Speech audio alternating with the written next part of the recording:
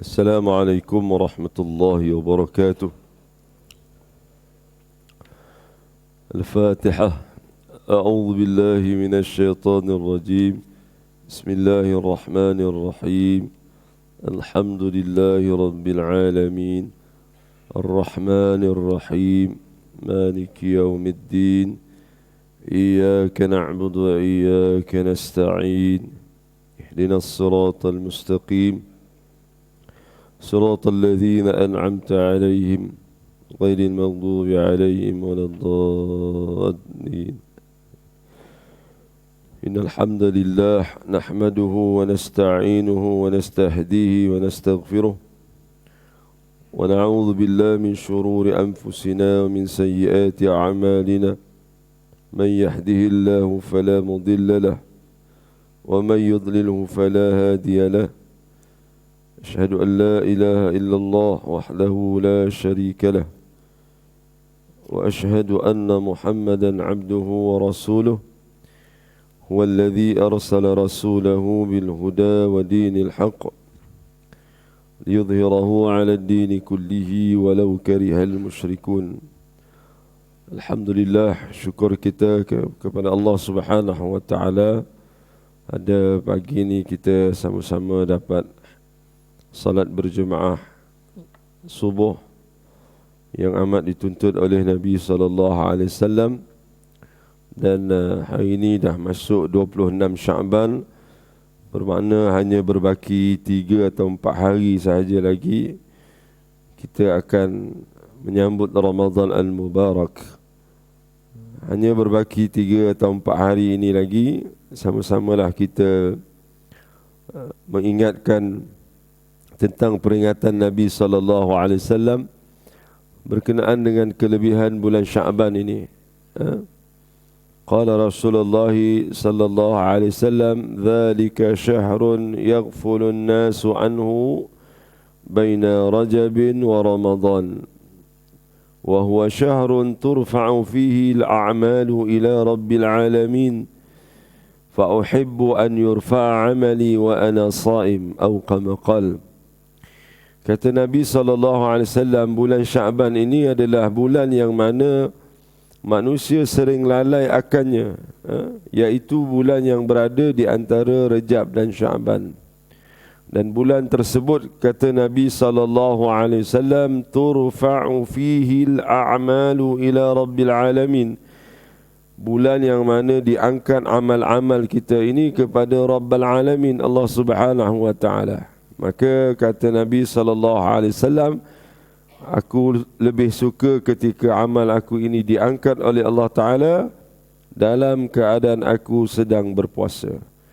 Kata Imam Ibn Al-Qayyim, amalan kita ini akan diangkat dan dibentang oleh Allah Subhanahu wa Ta'ala secara mingguan dan secara bulanan, iaitu amalan tahunan kita akan diangkat pada bulan Syaban.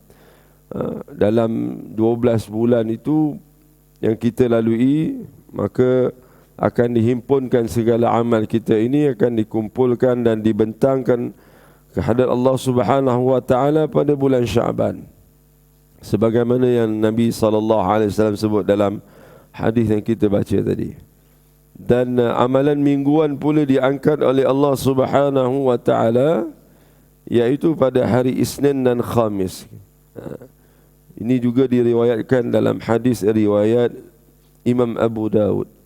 Jadi hadis-hadis ini adalah kelebihan-kelebihan yang menunjukkan bahawa kita digalakkan untuk beramal dan melakukan ketaatan pada waktu manusia sedang lalai, waktu manusia sering lupa akannya.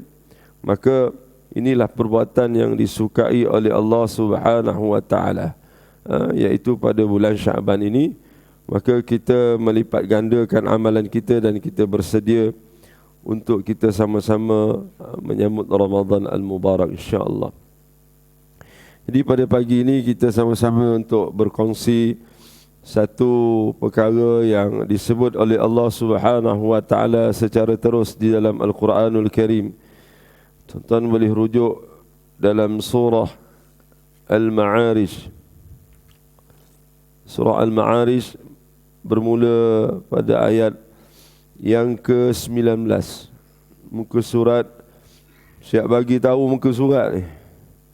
Balik nanti tak semak, tak tahulah. Siap bagi tahu muka surat ni. 569. Jadi siapa tak catat, boleh tengoklah dalam rakaman kita. Takut yang tak catat nanti lupa. Waktu gotong royong, lupa lah. Allah Subhanahu wa ta'ala sebutkan beberapa ciri manusia ini, sifat-sifat ketenangan pada diri manusia ini yang Allah Subhanahu wa ta'ala sebutkan di dalam Al-Quranul Karim, yang Allah Ta'ala gambarkan sifat-sifat manusia ni. Yang pertama sekali, Allah Ta'ala merakamkan tiga sifat buruk manusia ni. Tiga sifat buruk bermula ayat 19, 20 dan 21 surah Al-Ma'arij ini. Allah Ta'ala sebut tiga sifat buruk manusia: halu'a, jazu'a, manu'a. Tiga ni.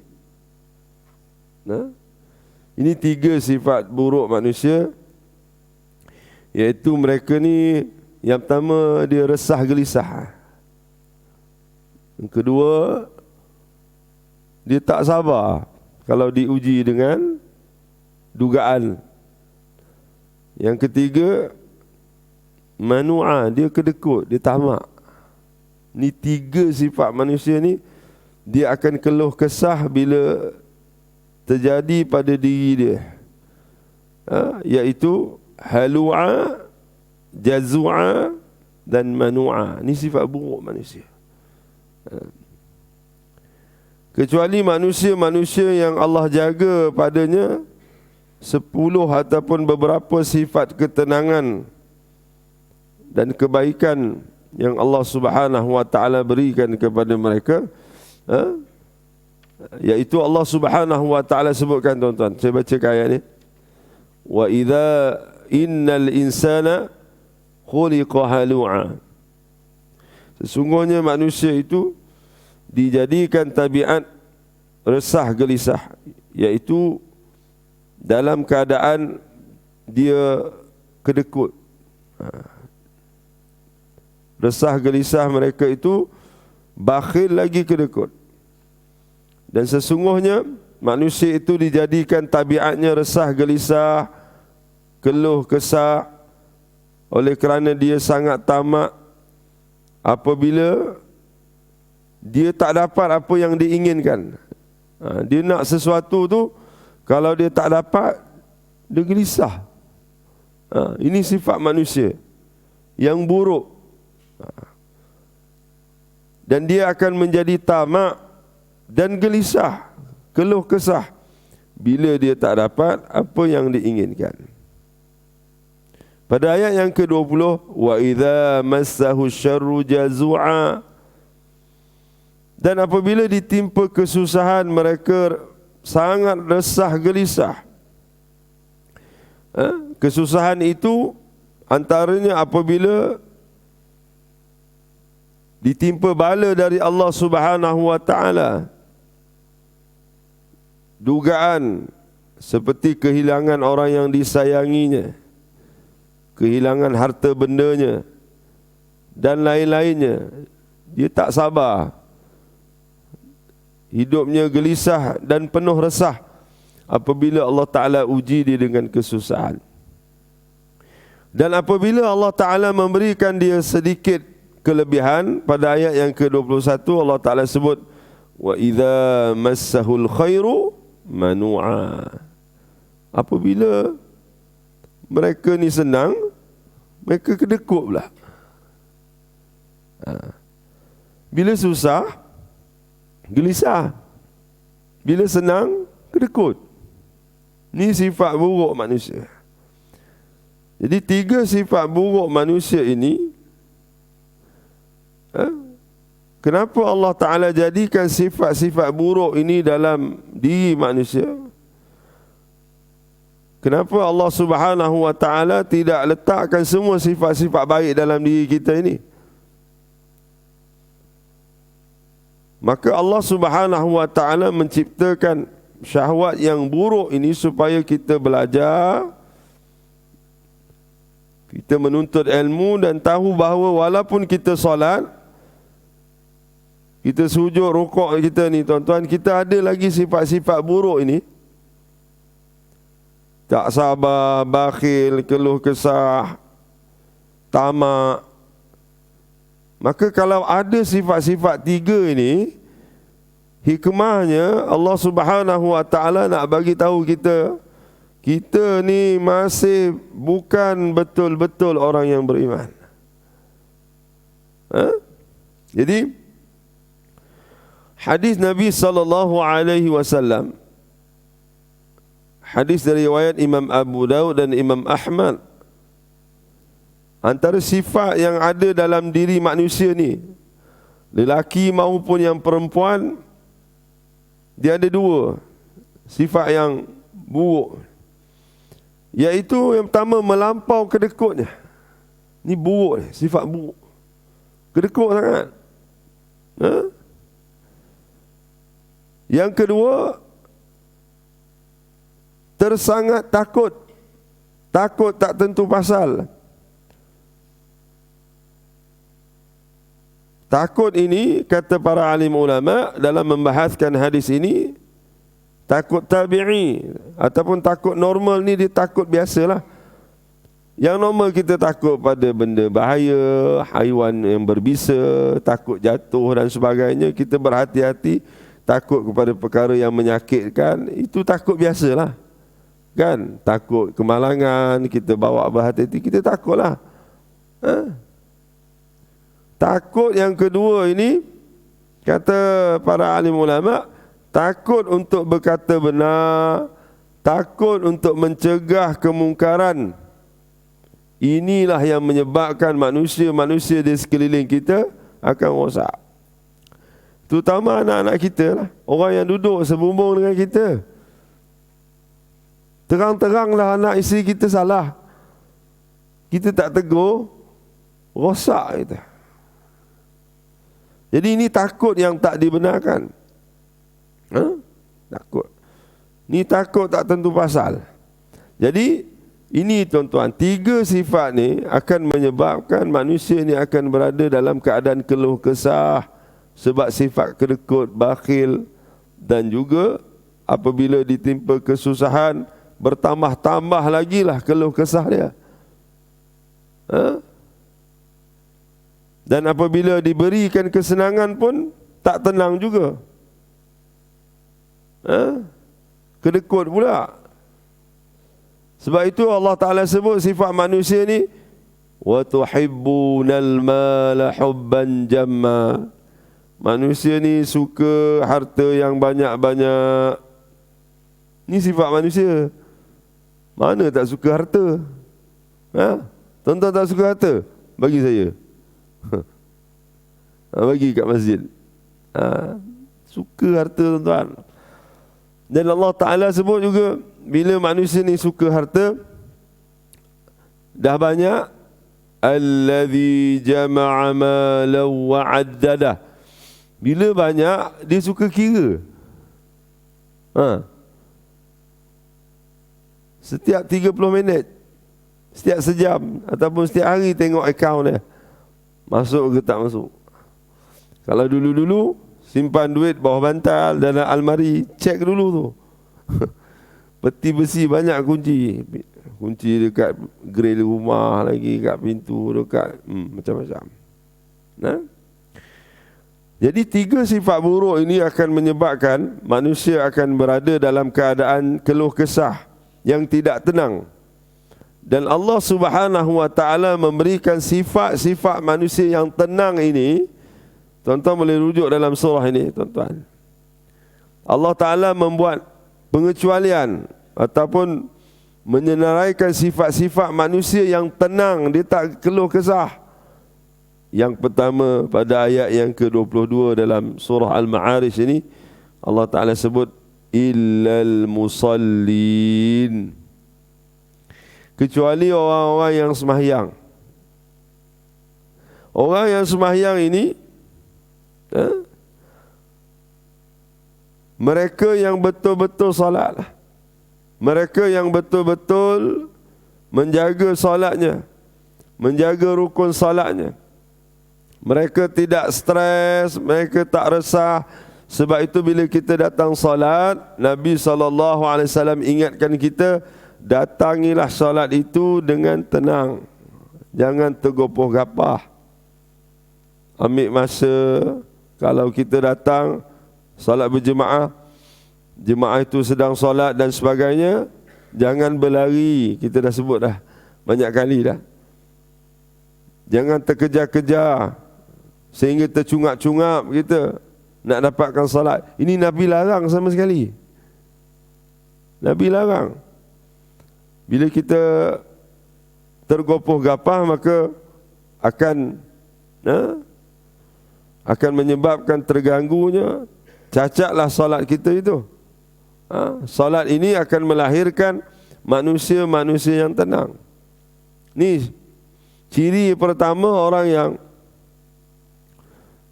yang Allah Subhanahu wa taala berikan keterangan atau memberikan ketenangan kepada dia, tidak ada keluh kesah, illal musallin. Pada ayat yang ke-23, alladzina hum ala salatihim daimun, yaitu mereka yang tetap mengerjakan salatnya, bukan hanya sekadar salat kerana wajib, tetapi dia menjaga kualitinya dan sentiasa mengerjakan pada waktunya. Nabi SAW sebutkan perkara yang afdal dalam Islam, dalam agama kita ini adalah as-salati fi awali waqtiha, salat di awal waktu, salat pada waktunya. Barulah salat itu, tuan-tuan, daimun, salat yang dikerjakan, tetap mengerjakan salat. Salat inilah yang boleh menghalang manusia daripada mengerjakan perkara-perkara yang keji dan perkara-perkara yang mungkar. Sebab itu, tuan-tuan, bila kita membaca sirah, teringat peristiwa Isra' wal Mi'raj. Apabila Nabi SAW pada peringkat yang pertama diperintahkan oleh Allah Subhanahu wa taala untuk salat 50 waktu. 50.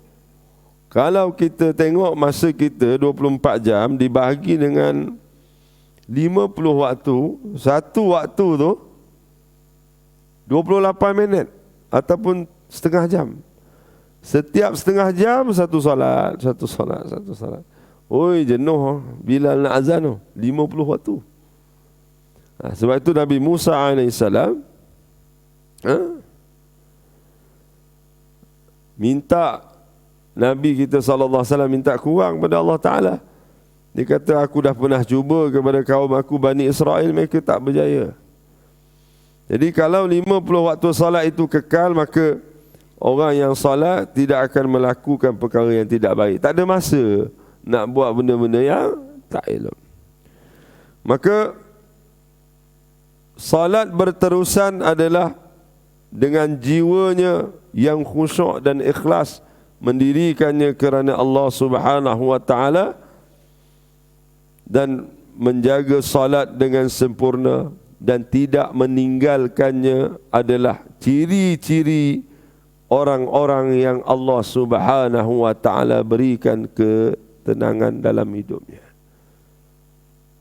Kalau kita ada tertinggal salat, tuan-tuan, itu akan menyebabkan kita akan rasa keluh kesah, melainkan sebab-sebab syar'iyah lah, sakit dan sebagainya, tak bolehlah solat. Itu pun ada juga, kita boleh diajar oleh ulama'-ulama' kita cara untuk kita solat ketika sakit dan sebagainya. Jadi kekallah kita untuk melakukan solat, kerana orang yang solat dan kekal mengerjakan solat itu adalah sifat yang pertama, ciri yang pertama, Allah Ta'ala akan memberikan ketenangan pada seseorang itu. Jadi orang yang salat tuan-tuan, dia tak keluh kesah, dia tak tergopoh gapah. Sebab bila kita salat tuan-tuan, kita berniat, kan? Rukun salat yang pertama tu berdiri tegak. Sebab tu ada hikmahnya Nabi melarang untuk kita berlari-lari untuk dapatkan solat tu. Nabi larang. Nabi larang untuk kita bekerja-kerja. Lebih mengharukan lagi kita berlari dengan pakai kain tu. Pakai belekat. Hati-hati, aku tercabut pula. Jangan, Nabi tak benarkan ni.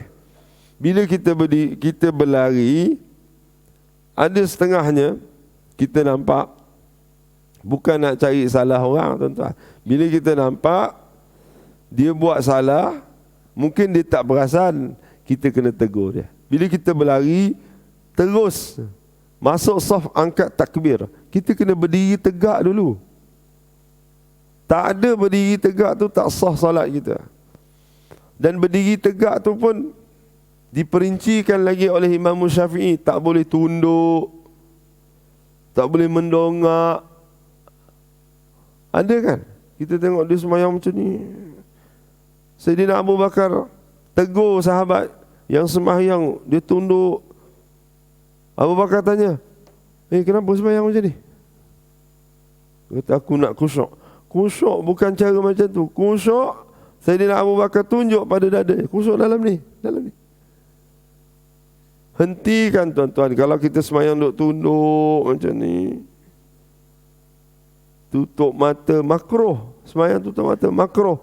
Melainkan dibenarkan kalau kita semayang, salat, kita tutup mata, depan kita tu ada laluan, orang laluan yang tak menutup aurat dan mengganggu pandangan kita.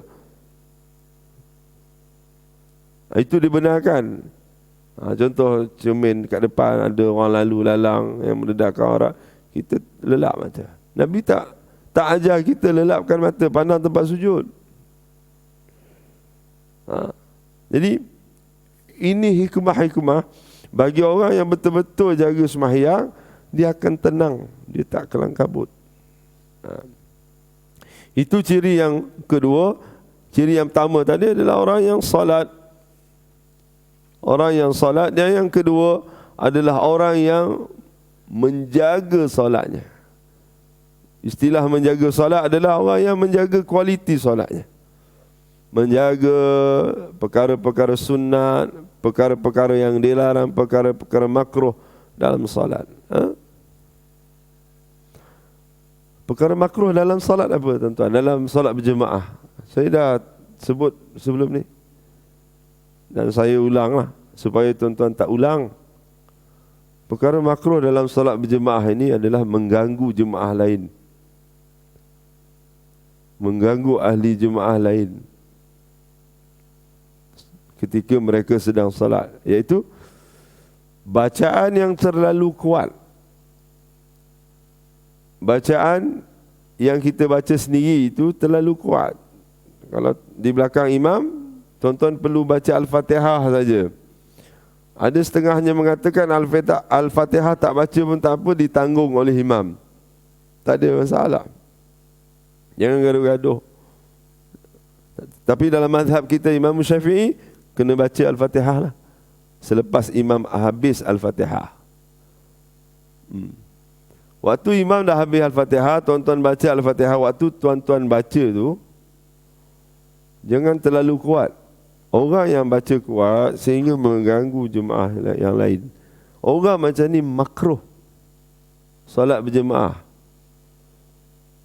Dia tak digalakkan datang solat berjemaah. Pergilah solat seorang-seorang kat rumah tu, pakai mikrofon pun tak apa. Tapi bila solat berjemaah, baca sekadar dengar di telinga saja. Dan orang yang makruh juga dalam solat berjemaah ialah dia melambat-lambatkan pergerakannya bila ikut imam. Imam ni untuk diikuti. Dia dah dilantik oleh majoriti jemaah pada ketika itu, ikutlah.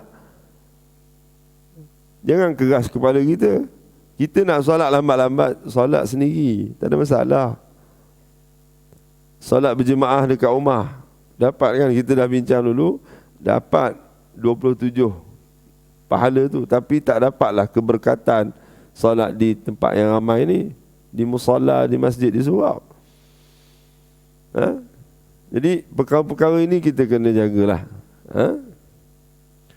Semalam di masjid saya, lepas solat maghrib tu, saya bertugas, datang seorang foreigner ni, orang luar lah. Dia kata, saya tak tahan hari ni, dia kata. Tolonglah tuan-tuan imam yang bertugas dekat sini, nasihatkan yang bawa anak-anak, jangan bising. Tapi kita nak kawal susah kan? Saya cakap macam ni dekat para jemaah saya. Waktu isyak tu saya cakap, tuan-tuan yang ada bawa anak-anak, nasihatkan di rumah lagi, jaga adab, jaga tata susila lah. Tata kelola belum lagi kan. Tata susila ni jaga dekat masjid ni. Waktu kuliah maghrib, kami ada buat live ni, saya kontrol dekat dalam. Ada seorang budak ni, dia berlari. Dia berlari, tuan-tuan tengah duduk ni, dia berlari. Ustaz tengah ceramah, dia berlari depan ustaz dia. Kawan saya kata, ustaz pergi ustaz, budak ni tak boleh kawal ni, kena ruqyah sikit. Tengah live ni, live Facebook tuan-tuan, dia berlari. Saya pun pergi kat budak tu. Saya di kat tiang tepi tu, dia nak lari, saya pergi kat depan dia. Kata, dek, kenapa berlari ni? Dia bukanlah kecil sangat, dah darjah 3, darjah 4 kot. Besar dah. Kenapa berlari? Ayah saya sembahyang luar. Itu alasannya. Ayah saya sembahyang kat luar. Oh, ayah awak sembahyang kat luar, awak boleh berlari kat dalam. Oh, dia takut. Insaf budak tu. Tak nampak lah. Saya kata, jangan berlari, jaga adab awak. Kat masjid ni tempat berlari ke? Jadi yang duduk tu tak boleh dah. Mungkin tak dapat nak tangkap kot. Yang geng-geng otai ni kalau aku tangkap, patah pinggang aku budak ni. Jadi nasihat ni tuan-tuan. Jadi ibu ayah yang bawa anak-anak ni, nasihat dulu anak-anak. Satu. Yang kedua, saya cakap, tuan-tuan yang bawa anak-anak ke masjid, tarik anak tuan-tuan ni semayang sebelah tuan-tuan. Selesai masalah. Anak-anak ni kalau letak belakang memanglah. Kalau anak-anak yang okey semayangnya, letak kat belakang okey. Tapi kita tahu perangai anak kita tu, semayang sebelah kita. Dia akan baik, automatik. Jadi anak-anak ni, dia kata yang buat aduan pada saya ni, saya jadi marah ustaz, dia kata. Memang datang masjid ni ikhlas ni, tapi budak ni bising. Dalam hati saya ni, dalam fikiran saya ni, ayah tak gunalah, ayah ni lepaskan tanggungjawab. Jadi berdosa pula saya dalam masjid ni. Tak khusyuk. Saya kata, bukan awak saja kalau budak bising ni, saya pun tersangkut baca. Terlupa surah. Baling, rehal apa semua. Tuan-tuan, kalau ada anak-anak kita macam ni, tak digalakkan. Duduklah kat rumah. Ataupun kita nasihatlah dia. Jangan bawa saja. Semayang elok-elok. Nasihat. Itu penting. Dan kalau tak boleh kawan, semayang sebelah dia. Okay,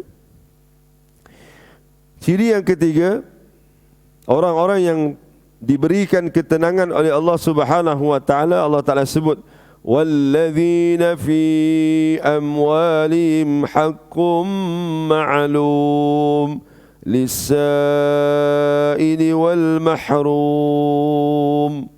Ini ciri yang ketiga adalah orang yang menentukan bahagian harta-hartanya yang menjadi hak yang termaklum. Sifat yang ketiga ini, mereka mengeluarkan bahagian yang khas, yang dipastikan, yang diketahui daripada hak hartanya. Ulama menafsirkan ayat ini iaitu zakat. Kita mengeluarkan zakat daripada harta-harta kita ini dan diberikan hak itu kepada orang miskin. Zakat merupakan 1/40 daripada harta yang kita miliki. 1/40 je, tak banyak. Dan lisaili wal mahrum, bagi orang miskin. Nak bagi hak itu kepada siapa? Allah Ta'ala beri ketenangan orang yang mengeluarkan zakat ini, orang yang infak, orang yang sedekah kepada siapa? Orang miskin yang meminta-minta dan orang miskin yang menahan diri daripada meminta-minta. Kita boleh bagi pada dua orang ni. Orang miskin ni ada dua jenis. Yang pertama dalam ayat ini sebut yang meminta-minta dan menunggu-nunggu pemberian orang ramai. Ni kan ramai kan? Ramai yang minta. Yang kedua, yang tidak meminta-minta walaupun memerlukan, kerana mereka ni malu nak jaga air mukanya. Kata Rasulullah sallallahu alaihi wasallam, orang yang afdal, yang betul-betul yang kita kena tolong adalah golongan yang kedua ni. Golongan yang kedua ni dia susah tapi dia tak minta. Dia tak minta. Dia berusaha, bersungguh-sungguh. Ni sekolah nak buka ni tuan-tuan. Anak dia 8 orang sekolah, contoh. Tak pernah minta kat masjid, kat surau. Tuan-tuan cari orang macam ni, pergi bagi duit kat dia. Nah tuan, ambillah buat belanja sekolah anak.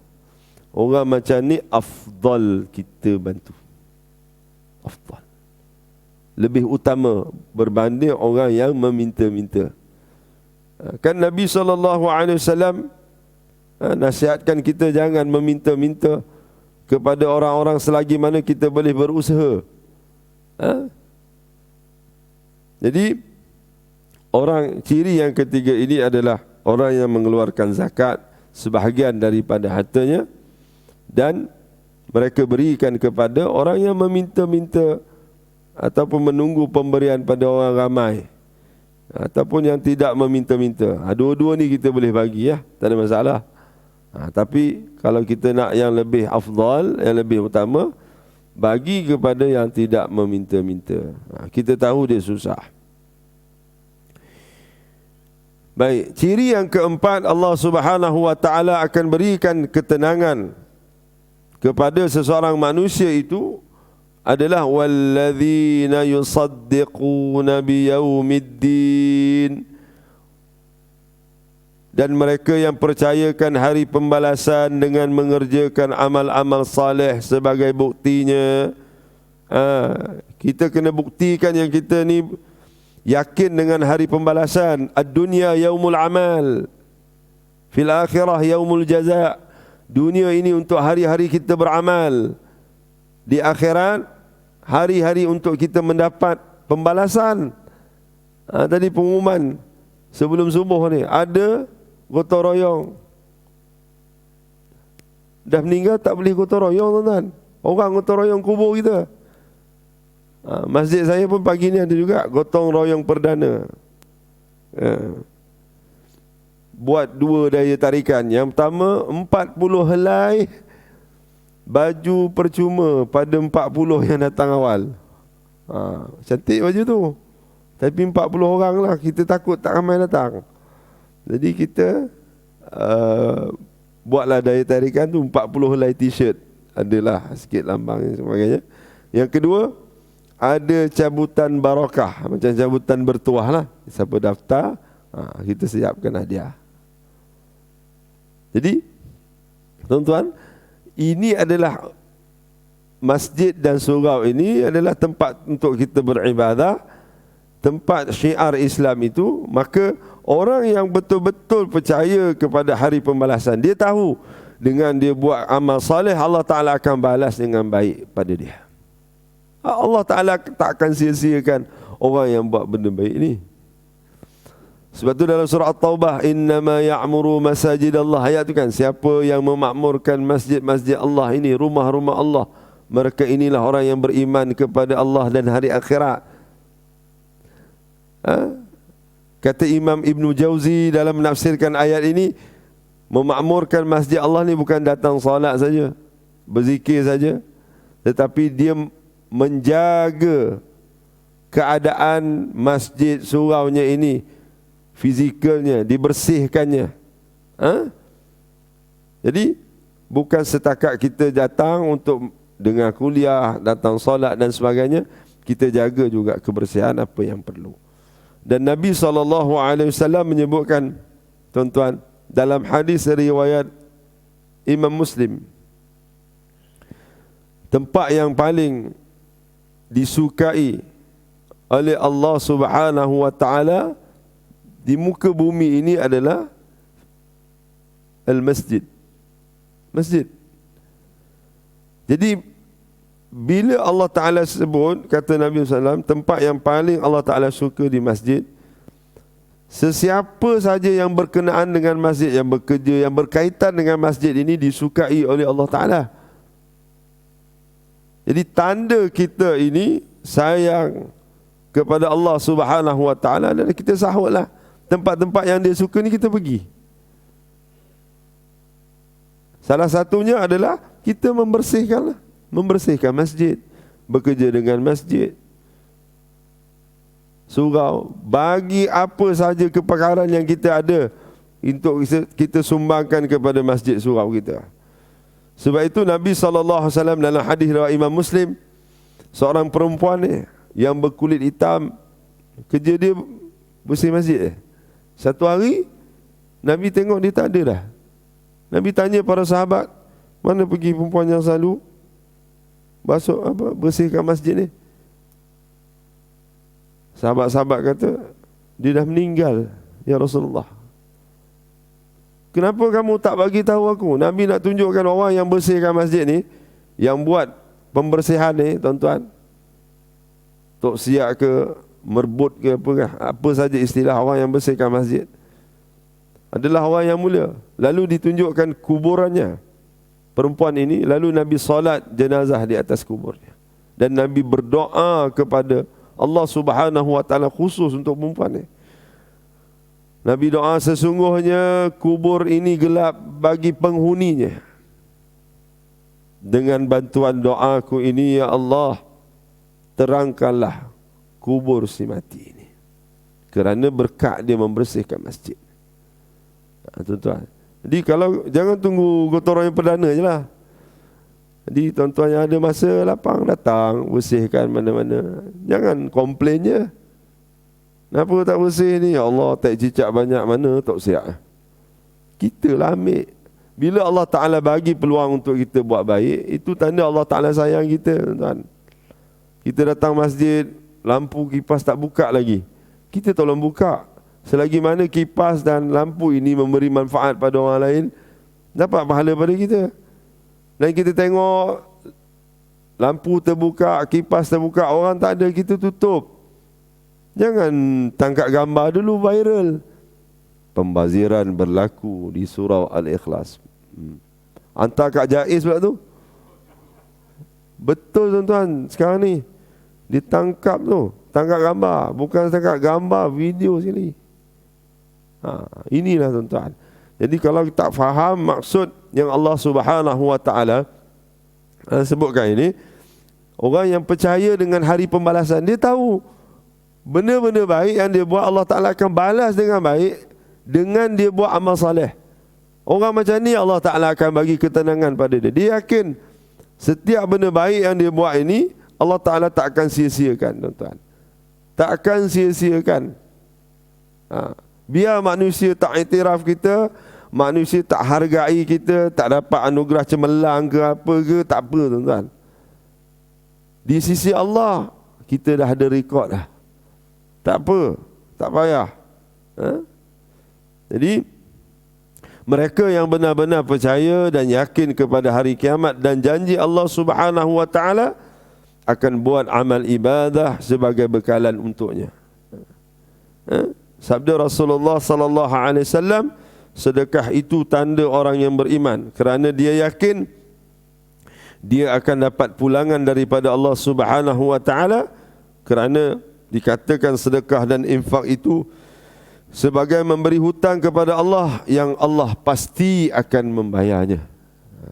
Allah Ta'ala akan membayarnya, tuan-tuan. Ini tanda-tanda orang yang percaya dengan hari pembalasan. Dia tahu apa saja yang dilakukan kebaikan ini Allah Ta'ala tidak akan sia-siakan.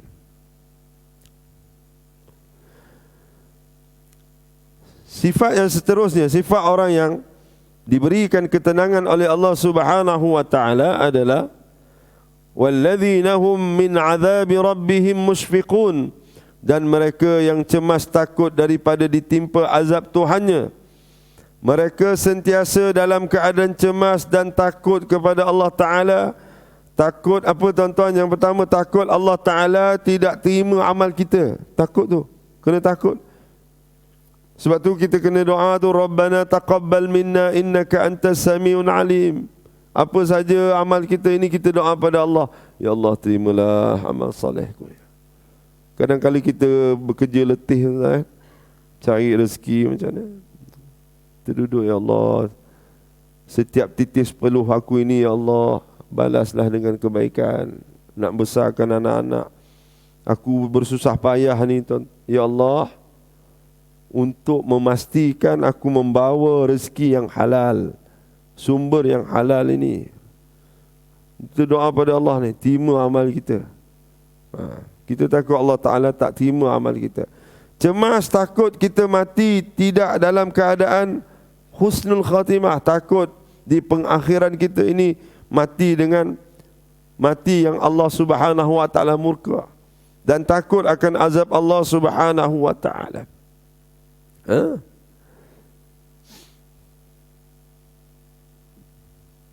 Kata seorang ulama salaf, aku pernah sempat bertemu dengan 30 sahabat Rasulullah sallallahu alaihi wasallam. Kesemua mereka hatinya gemetar takut kepada Allah Subhanahu wa Ta'ala. Yakni mereka sentiasa berwaspada dan berjaga-jaga agar iman mereka terjaga dan tidak tercabut. Mereka takut, tuan-tuan. Kita ni jangan confirm dengan amal-amal kita ini. Kita kena ada rasa khauf, takut akan penolakan amal-amal kita ini di sisi Allah Subhanahu wa Ta'ala. Inna azab rabbihim ghairu ma'mun. Kata Allah Ta'ala, kerana sesungguhnya azab Tuhan mereka tidak patut bagi seorang pun merasa aman terhadapnya. Jadi kita kena, orang yang beriman ni dia akan rasa cemas kerana mereka tidak patut bagi seseorang pun merasa aman dengan azab Allah Subhanahu wa Ta'ala. Jadi orang yang sentiasa takut mengharapkan dengan keredaan Allah, takut amalnya itu tidak diterima oleh Allah Subhanahu wa Ta'ala, inilah Allah Ta'ala akan berikan sifat-sifat ketenangan bagi orang-orang yang sebegini.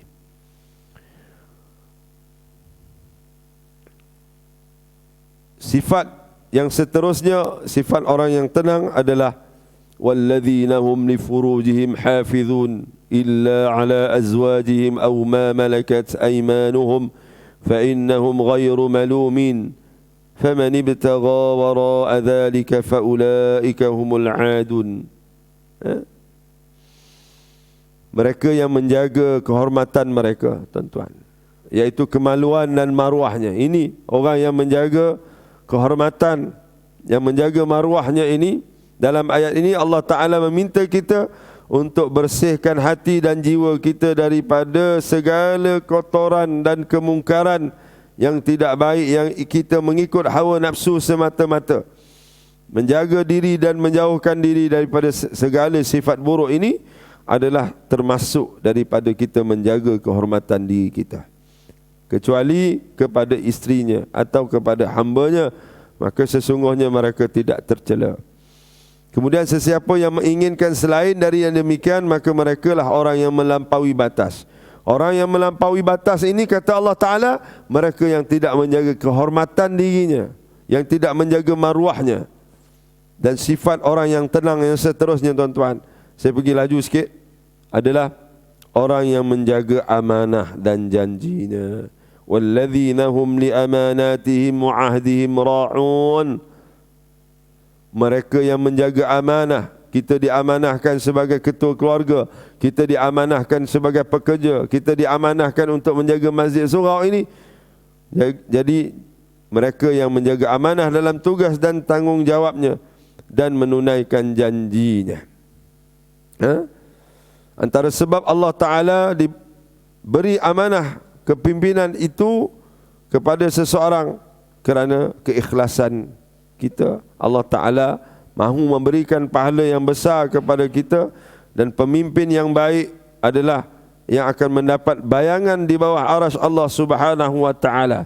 Dan Allah Subhanahu wa Ta'ala mahu memperkenalkan sifat sebenar seseorang itu kepada umum apabila dia menunaikan amanah dan menunaikan janjinya. Baik. Dan sifat orang yang tenang yang seterusnya, walladzina hum bi syahadatihim qaimun, mereka memberi keterangan yang benar lagi adil semasa menjadi saksi, iaitu mereka tidak sembunyikan kesaksian yang benar. Kalau dia salah, cakap salah, menjadi saksi yang benar ini, mereka berani dan sanggup menjadi saksi untuk menegakkan kebenaran dan menolak kezaliman. Dan sifat yang terakhir tuan-tuan, orang yang Allah Subhanahu wa Ta'ala berikan keterangan adalah walladzina hum ala salatihim yuhafizun, mereka yang tetap memelihara salatnya dengan mengerjakan pada waktunya yang sempurna. Ulaika fi jannatin mukramun, mereka itulah sifat-sifat yang kita sebutkan tadi, sifat-sifat ketenangan itu tadi, ditempatkan mereka ke dalam syurga Allah Subhanahu wa Ta'ala sebagai penghormatan mereka. Inilah tuan-tuan beberapa sifat-sifat ketenangan yang Allah Subhanahu wa Ta'ala berikan kepada manusia yang berusaha untuk menjauhkan 3 sifat keluh kesah, tamak dan tidak sabar ini. Mudah-mudahan Allah Subhanahu wa Ta'ala anugerahkan kita sifat-sifat ini dan kita tenang dalam melaksanakan perintah Allah Subhanahu wa Ta'ala, dan kita tidak keluh kesah apabila diuji oleh Allah Subhanahu wa Ta'ala, diuji dengan kesenangan, kita tidak kedekut dan kita infak di jalan Allah Subhanahu wa Ta'ala. Mudah-mudahan ada kebaikan untuk kita bersama. Aqulu qawli hadza wa astaghfirullahal azim li wa lakum. Assalamualaikum warahmatullahi wabarakatuh. Kita tangguhkan dengan tasbih kafarah dan suratul Asr. سبحانك اللهم وبحمدك أشهد أن لا إله إلا أنت وأستغفرك وأتوب إليه. والعصر إن الإنسان لفي حسر إلا الذين آمنوا وعملوا الصالحات وتواصوا بالحق وتواصوا بالصبر. تقبل الله منا ومنكم.